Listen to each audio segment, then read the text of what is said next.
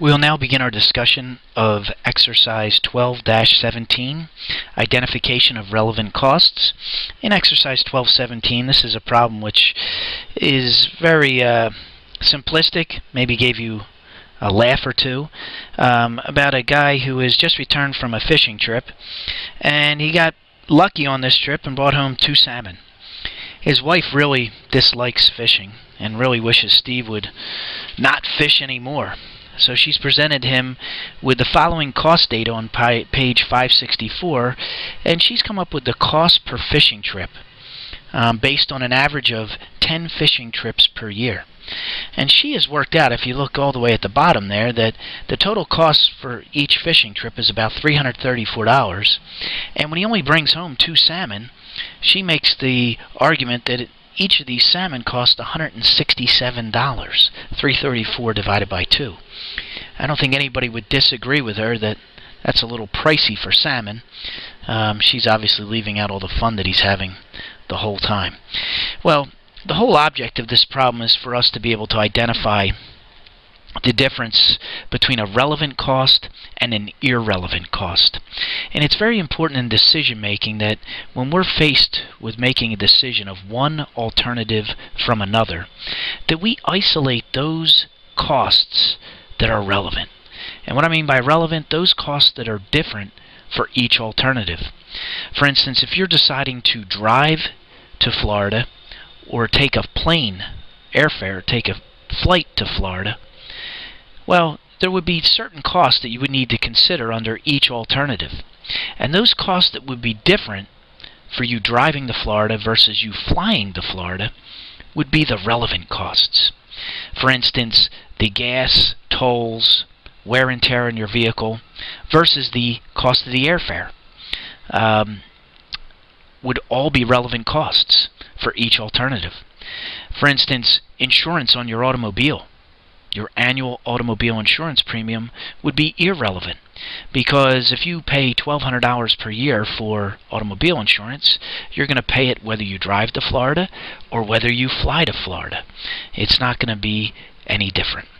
So given that background, if we look at this exercise 12-17 and we go through this list of costs, the only cost that would be considered relevant or different, alright, as we might say, or relevant to his fishing trip, would be the fuel and upkeep on boat per trip, the junk food consumed during the trip, and snagged fishing lines per trip. In other words, in part 1, she said that assuming that the salmon fishing trip Steve had just completing is typical, what costs are relevant to a decision as to whether he should go on another trip this year? Those 3 costs would be the only ones that are relevant. Okay, the $25 for fuel and upkeep, $8 for junk food, $7 for snag fishing lines, $40 in total. As you can see in the solution here, the asterisk, the argument could be made that the junk food consumed during the trip may not be relevant because he may just consume that junk food if he stayed at home. Either way, alright, you can make the argument as to whether that is relevant or not. But the costs that aren't relevant is depreciation on the fishing boat. Alright, the fishing boat's going to depreciate whether he goes on another trip or not. Boat storage fees. Alright, he pays an annual $1,200 to store his boat. One more trip is not going to affect that total cost. Expenditures on fishing gear except for snagged lures.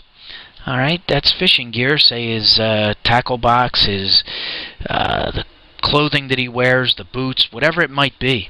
Alright, he's going to buy that once a year. Alright, not going to buy that for each trip. Now, snagged fishing lures. If they're $7 per trip, there's obviously he's going to maybe have that every time, so that would be a relevant cost. His fishing license, he's already paid it. Alright, it's covered 10 trips. It'll certainly cover an 11th.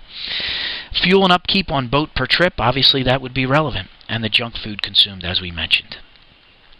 Alright, so that's the big thing. Alright, with this particular problem. Alright, is identifying those relevant costs.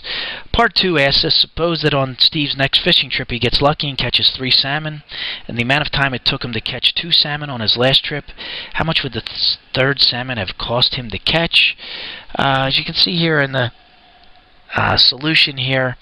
If he fishes for the same amount of time as he did on his last trip, all of his costs are likely to be about the same as they were on the last trip. Therefore, it really doesn't cost him anything to catch that last fish. Costs are incurred in order to be able to catch fish. It would be the same whether 1, 2, 3, or he actually caught a dozen fish. Alright, part 3 says, discuss the costs that are relevant in the decision of whether Steve should give up fishing. And the decision of whether to give up fishing, nearly all the costs listed by Steve's wife are relevant. So in other words, if he's looking at next year as to whether or not he should fish, well, many of those costs become relevant then. If he did not fish, he would not need to pay for boat storage, new fishing gear, a license, fuel and upkeep, junk food, or snag lures.